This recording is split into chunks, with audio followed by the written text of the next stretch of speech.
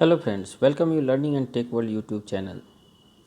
आज हम लोग properties of chapter 7 properties of solid and fluids, इसमें 7.1 फिजिकल प्रॉपर्टी है। What are the physical property?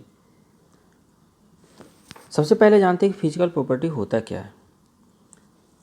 Property of the material of is a factor that influences quality and quantitatively two things, qualitatively and quantitatively. Quality means quality means what कि appearance वगैरह देखते कि कैसा दिख रहा है, colour कैसा है, ये सारे से qualitative. Quantity mean how much amount कितना है, वेट कितना है, मास कितना है, ये इसको हम लोग क्वांटिटेटिवली कहते हैं। To are the response of the given materials. जैसे इसमें हम लोग देखेंगे physical property, viscosity, colour, ductility, ये सारे हमारे आते हैं फिजिकल प्रॉपर्टी में।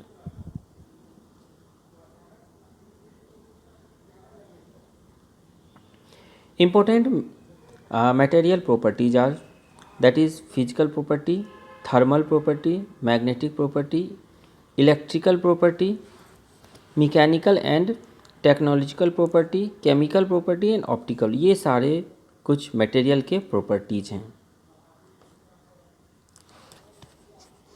हम लोग फिजिकल प्रॉपर्टी पे बात करेंगे कि फिजिकल प्रॉपर्टी क्या है।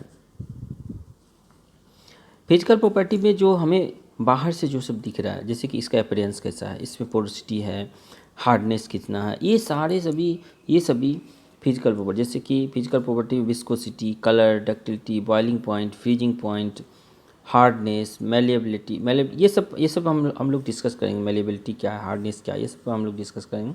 ये सारे जितने हमें दिख रहे हैं, ब्रिटलनेस, ये सारे फिजिकल प्रॉपर्टी के अंदर आते हैं।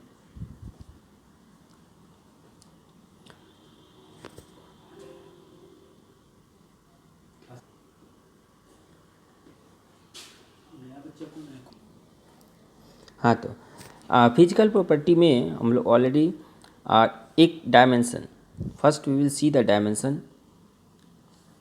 Dimension imply its size and shape. Dimension इसका साइज और शेप बोलता है कि इसका क्या साइज है, लेंथ, विड्थ, हाइट, ये सारे डायमेंशन के अंदर आते हैं। Next appearance. अपीयरेंस मतलब क्या, दिखने में कैसा है। जैसे कि you can see this one diamond, ये अपीयरेंस में आता है। कुछ रफ सरफेस दिखेगा, लाइट सरफेस दिखेगा, शाइनिंग दिखेगा, this all are coming appearance. This include lustre, colour and finish of materials. तो लस्टर क्या होता है? Lustre is ability of material to reflect light, ability of material to reflect light when finally polished. अगर finally polish रहेगा तो वो कितना light को रिफ्लेक्ट करता है, उसको लस्टर बोलते हैं। नेक्स्ट है density. Everybody know density means mass per unit volume. जैसे कि इतना अगर वॉल्यूम लें तो इसमें कितना मास होता है, that is the density. Density is the mass per unit volume. इसको अगर हम ड्राइंग से देखेंगे तो ये लेस डेंस है, ये हायर डेंस है। You can see this one. अगर इसका देखेंगे तो इतना ही स्पेस में इसका मास ज़्यादा होगा, मीन्स हायर डेंसिटी। कैसे? Density equal to mass per unit value, density equal to mass by volume. अभी देखिए मास अगर बढ़ेगा तो डेंसिटी बढ़ेगा, क्योंकि डायरेक्टली प्रोपोर्शनल है। अगर वॉल्यूम बढ़ेगा तो डेंसिटी घटेगा। ये चीज़ ध्यान रखना, ये इन्वर्सली प्रोपोर्शनल है, ये डायरेक्टली प्रोपोर्शनल है मास के। तो मास अगर बढ़ेगा तो अभी हम लोग क्या देखते हैं, अगर डेंसिटी बढ़ रहा है, उसका अपोजिट में अगर डेंसिटी बढ़ रहा है तो इसका मास भी बढ़ेगा। अगर मास बढ़ रहा है तो डेंसिटी भी बढ़ेगा। तो इसमें क्या है, ये लेस डेंस हो गया और ये हाइयर डेंसिटी हो गया। तो डेंसिटी का formula, density equal to mass per unit volume. Next है specific gravity. Specific gravity ratio होता है material density to standard material density, material density to the standard material density. For liquid case में material density, for liquid जैसे कि liquid में हनी है, हनी का अगर स्पेसिफिक ग्रेविटी निकालता, हनी लिक्विड में स्टैंडर्ड क्या लेंगे, water. Water is the standard. So specific gravity is the material, it is ratio of the material density to the standard material density. Material जिसका हमें निकालना है, जैसे कि हनी का निकालना है या किसी और चीज़ का निकालना है, अदर लिक्विड, सल्फ्यूरिक एसिड, कुछ क्या स्पेसिफिक ग्रेविटी अगर निकालना है तो उसका डेंसिटी बाय वाटर डेंसिटी अगर करेंगे तो हमें मिलेगा specific gravity. Melting point, point at which material will start to melting, that is known as melting point. जिस पॉइंट पे, जिस टेम्परेचर पे मटेरियल मेल्ट होना शुरू हो जाए तो उस पॉइंट को हम लोग बोलेंगे मेल्टिंग पॉइंट। जैसे कि आयरन को अगर, जैसे कोई भी चीज़, आयरन को अगर हम लोग हीट करते गए, मान लीजिए कि 700 डिग्री सेल्सियस और 800 डिग्री सेल्सियस के बाद ये it will start to melting, तो that point is known as the melting point. या 1000 डिग्री सेल्सियस, 1100, 1200, जिस भी पॉइंट पे मेल्ट होना शुरू हो जाए उस पॉइंट को हम लोग कहते हैं, उस टेम्परेचर को हम लोग बोलते हैं मेल्टिंग पॉइंट। जैसे कि अगर हम बर्फ़ को, अगर बर्फ़ का टुकड़ा लेते हैं तो इसको हम लोग अगर बर्फ़ के टुकड़े को हम लोग हीट करना शुरू कर दें, मान लीजिए 25 डिग्री सेल्सियस और 30, 40, 50, 60 what ever with 100 degree Celsius, जिस भी टेम्परेचर पे ये मेल्टिंग होना शुरू हो जाए that point is known as melting point. Porosity, porosity का मतलब होता है क्या, स्पेस इनसाइड द ऑब्जेक्ट, इसमें जितने खाली खाली स्पेस दिख रहे हैं that is the porosity. Air vent, उसको एयर वेंट भी बोलते हैं, तो उसको हम लोग पोरोसिटी बोलते हैं। A material solid which with porous means vacant place, खाली place. If it has the pores within it, means इसके अंदर अगर एयर या कुछ भी अगर इनसाइड चला जाए तो that is the porosity. Means अगर हम लोग देखते फॉर्म है जिसमें क्या है, एयर भरा हुआ रहता है, तो that is the porous material. वो हल्का भी होगा, लो डेंस भी होगा, it will be low dense.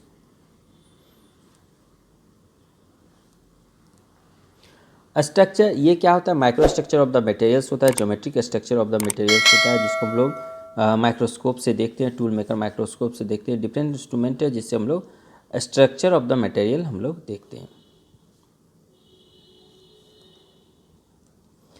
Surface tension क्या है, देखे होंगे लिक्विड के ऊपर मच्छर को बैठ जाता है, कैसे, सरफेस के ऊपर एक सरफेस टेंशन रहता है जिसमें लिक्विड का सरफेस एक स्ट्रेच करके रखता है एक दूसरे, जिसके कारण उसके ऊपर एक थीन लेयर जैसा बन जाता है जिसके ऊपर मच्छर बैठ सकता है।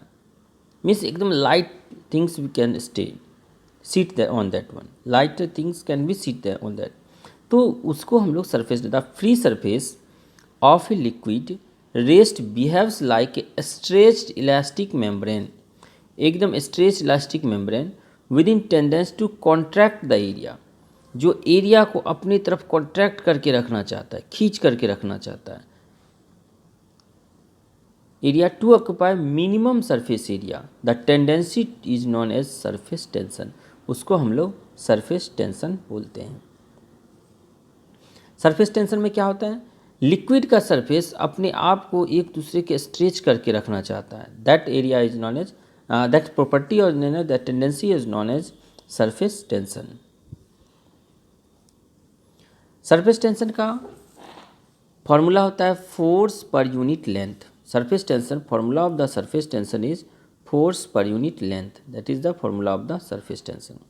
और ऐसा यूनिट होता है न्यूटन पर मीटर। डायमेंशन फार्मूला देखेंगे m1 L0 T-2। देखिए dimensional formula we can get from the formula, ये डायमेंशन फार्मूला हम लोग को फार्मूला से हमको मिल सकता है। जैसे कि मान लीजिए, देखिए इसका हम डायमेंशनल फार्मूला निकालना चाहते हैं सरफेस टेंशन का, तो एक हम निकाल करके बताते हैं कि कैसे हम लोग डायमेंशनल फार्मूला को फार्मूला से निकाल सकते हैं। यहाँ पे सरफेस टेंशन T अगर देखेंगे तो यहाँ फोर्स पर यूनिट लेंथ है। फोर्स का यूनिट क्या है, फोर्स न्यूटन। अब देखिए एक और चीज़ देखना है कि फोर्स क्या है, मास इंटू एक्सेलेरेशन। तो मास का क्या हो गया m, अभी यहाँ पे हम लोग देखें T equal to force per unit length, force का क्या है न्यूटन पर यूनिट लेंथ, न्यूटन क्या होता है mass into acceleration, mass into acceleration. अब देखिए बाय एल मास का क्या होता है कैपिटल M, एक्सेलेरेशन का LT-2, ये एक्सेलेरेशन का बाय L, तो ये क्या हो गया अभी देखेंगे, इक्वल टू ये L कैंसिल हो गया, तो M-T-2, L अवेलेबल नहीं है तो हम लोग लिख सकते हैं M पर पावर 1 अगर ये है, L नहीं है तो L पावर 0 T-2।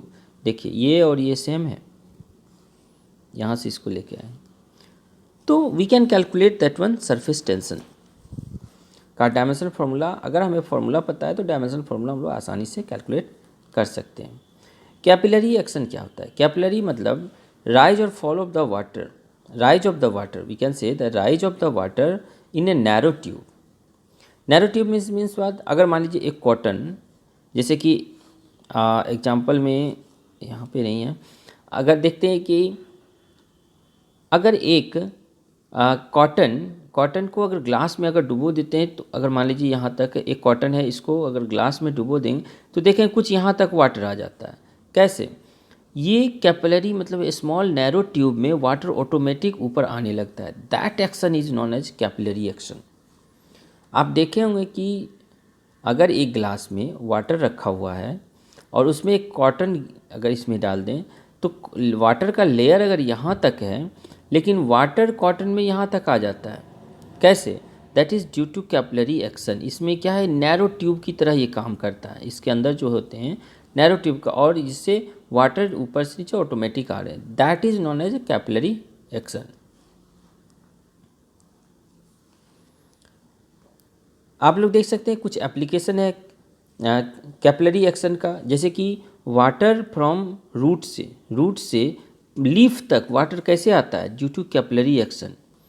इसमें जाइलम में कैपिलरी एक्शन के कारण आता है प्लांट में, रूट से लेकर के लीफ तक वाटर कैसे आता है? कैपिलरी एक्शन का। यहाँ पर देख सकते हैं दीपावली में दीप जलाते हैं और यहाँ पे तेल तो हम लोग यहाँ डालते हैं, लेकिन यहाँ पे दीप जल रहा है, कैसे? यहाँ से ऑयल यहाँ से कैपिलरी एक्शन से ये ऑयल यहाँ तक आता है, जिसके कारण ये दीप जलता है। नेक्स्ट, आप लोग ये बहुत पहले ये यूज होता था, आज भी बहुत जगह होता है यूज। इसमें ऑयल तो यहाँ पे रहता है नीचे, यहाँ से यहाँ तक ऑयल कैसे आता है? Due to capillary action only.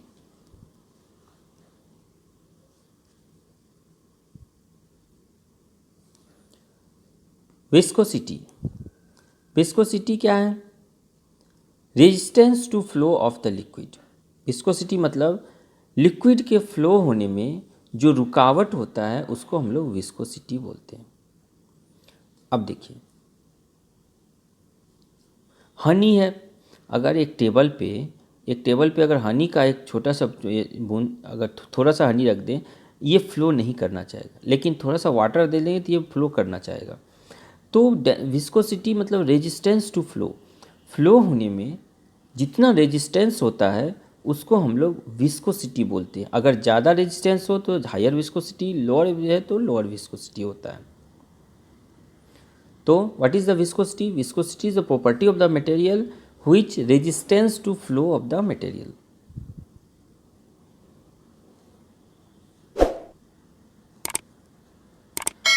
आज की वीडियो में बस इतना ही। अगले वीडियो में फिर हम मिलेंगे 7.2 मैकेनिकल प्रॉपर्टी।